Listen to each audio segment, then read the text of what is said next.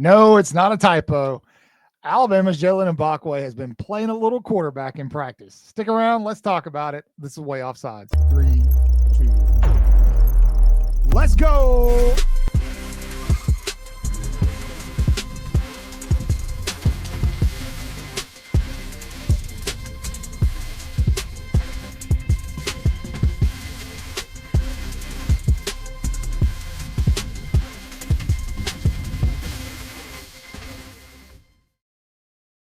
Hey, good morning, good evening, good afternoon, whatever the case may be. Welcome to Way Offsides, your favorite place to talk about Alabama. We got a lot to get into today. We're going to keep this one kind of short and sweet.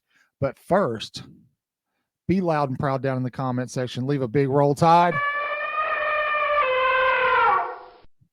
Oh, it's a thing of beauty. The football season is almost here, and Alabama is preparing to face off against the Tallahassee Knowles down there in Florida. I should say down here because I'm in Florida. Alabama will travel down to Tallahassee to take on the FSU Seminoles. Kickoff is at 3:30 Eastern time this Saturday on the 30th, 2:30 Central Standard Time. And Bama has been hard at work to get ready for this game. The expectations are through the roof. Everybody is hyped. College football is here, and with it comes a ton of weirdness and ridiculousness. We're going to get into one pretty cool, interesting tidbit today. But before we do that, please like and subscribe, hit the notification bell. Like I said, leave a big roll tide in the comment section below and roll with us through the 2025 season. And we promise you won't be disappointed. Alabama names its starting quarterback, Ty Simpson. Not news to many folks. Some folks were kind of surprised by it because of bringing in Keelan Russell. But most of us that have kind of really been paying attention understood back in the spring it was going to be Ty Simpson that started the FSU game. However, during the offseason, outside of that point, one of the big talking points was Jaylen Mbakwe, DB for Alabama, who at one point in time was going to enter the transfer portal. We all knew that he had planned a transfer, and then some things changed. Bama made some promises, performed some magic, and were able to keep him in Tuscaloosa going into the 2025 season. The talk around him has been, how is he going to play at wide receiver in such a stacked wide receiving room? I'm sure they'll figure it out. We've done videos. We've talked about this till we're blue in the face. I'm sure they'll figure it out. He will play wide receiver at some point in time. He's going to be returning kicks. Kalen DeBoer's already said as much. But what's really cool is this week, Alabama has been using him at quarterback in practice.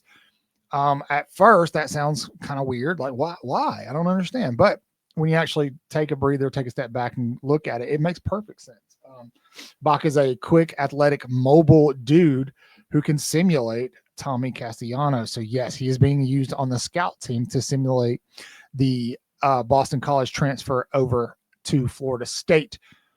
And it's going to pay off, I think. We've seen Bach throw the ball around a little bit. He had that one pass during spring practice that everybody got to see. That was pretty great. He played a little quarterback in high school, so it's not as weird of as weird of a position thing as you would think. Castellanos, although not necessarily lighting it up at Boston College, does bring a new dimension to this FSU offense that Alabama has to scheme and plan for going into the year.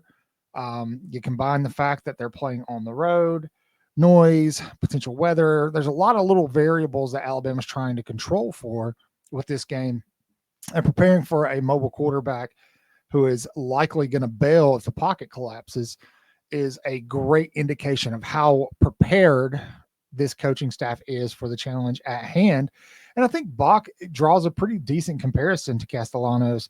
I'm going to say his name, Castellanos. It's people just keep pronouncing it differently. Either way, he is next up on the menu, basically, for the Alabama defense, for the Alabama defensive line. And they have been preparing all week using Bach as a scout team quarterback. That information comes from Deontay Lawson and Ryan Williams. So there you have it. That's what's going on with him at that position. Now, in terms of how they're going to use him, at the wide receiving position, kick returns, we know that he'll be returning kicks. Kalen DeBoer has already made that pretty clear. He referenced how good of a job he did last year. They certainly think he's going to do that again this year, replicate that this season. In terms of wide receiving room, no, he's not going to be one of the primary wide receivers. He can't be. Alabama is too stacked. The three guys off the top are obviously Ryan Williams, Jeremy Bernard, and Isaiah Horton, the Miami transfer. But when you start getting down into the depth chart, there's a lot of skill at the position, and I think Bach fits in there somewhere. He will definitely see the field at wide receiver for Alabama. We'll see how it goes, how they utilize him. Now, outside of Bach, it seems like everything's going really well with practice right now. Jaden Roberts still is not practicing. I think he's questionable leading into the FSU game, which is fine because according to coaches, Gino Vandermark's done a great job. Quarterback play has been stellar. Not just the play, but the leadership from the quarterbacks has been very, very, very good. Ty Simpson got to talk to the media a little bit today, and he discussed some of his issues with anxiety and talking to coaches, including Coach Saban, on how to handle that. So very, very interesting tidbits there. The defense has been working on some new looks, we know, since fall camp finished up. And some of that includes like a middle safety, like a third safety type deal. I would imagine some of this is to help get unique and exotic pressures on quarterback or to help better corral quarterback. Obviously, FSU brings with them some speed at the wide receiving position. If you guys don't know who Squirrel White is, the former Tennessee wide receiver, very, very fast dude who could give Alabama some issues, assuming that Castellanos has the opportunity to get the ball out. So having an extra DB on the field anyway is not going to hurt at all. Out of practice, we've been talking a lot about the Wolf position, guys like Quay Russaw, Latham, Yanza Pierre. There's some guys that are starting to pop off the page. Some of the younger guys too, like Dijon Lee over there at the DB position in terms of the Wolf position. Guys like Noah Carter, Justin Hill is popping off the page. So Alabama's set, man. I mean, it is Tuesday. It's August 26th. The Tide should leave the travel in the next 24, 36 hours, something like that, to head down to Tallahassee to get ready for this one. And I think that they're probably going to be as prepared as they could be with what little information. Coaches have kind of discussed that, how, they're game planning and scheming the best they can, but they're having to take bits and pieces from all over the place. FSU is bringing a roster that's completely brand new. Their offensive line is completely brand new. I think they've got like 40 plus players. This is a completely different team than what they put on the field in 2024. So we'll be covering it all with you. You won't be by yourself. You've got a home here at Way Offsides. That's Way with 4 A's. And if you go ahead and like, subscribe, do all that, you won't miss any of it because we're going to bring it all straight to your smart device, your TV, your computer, wherever you're watching us.